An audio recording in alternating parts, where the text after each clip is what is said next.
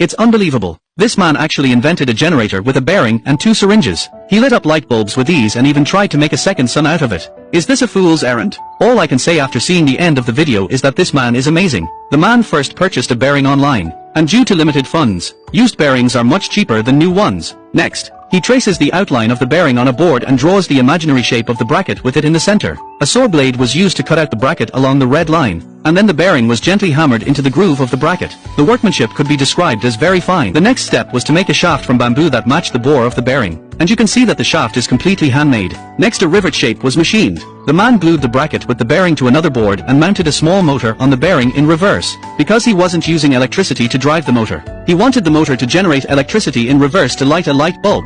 The man had prepared 2 clean syringes and 4 button magnets, which were obviously a little antique as well. When it comes to utilizing waste, Indians are really good. He glued the magnets to the syringes in the same direction to achieve the effect of peer repulsion. Then he removed 2 magnet rings from the old radio and glued them to the syringe with 502 glue. Now put the pusher into the syringe to see the effect. When the pusher is near the bottom, the magnetic force of the magnet repulsion pops the pusher back. Take 2 yogurt straws, cut them to 2 centimeters long and glue them to one end of the pusher with hot melt glue and make 2 simple springs out of bicycle strips. Next it was time to start assembling. First connecting the syringe to the bearing with a simple spring bar, then fixing the syringe to the bracket with hot melt glue, so that when the bearing rotates it will drive the actuator to make a piston movement in the syringe. The other side was fitted in the same way, so that a generator was complete. Only one of his fingers was needed to start the machine, and now the man was about to prove whether the great conjecture of the artificial sun could be realized or not. Just like that, a simple device without any energy input actually did light up a light bulb. The man said that if the device could be enlarged 10,000 times,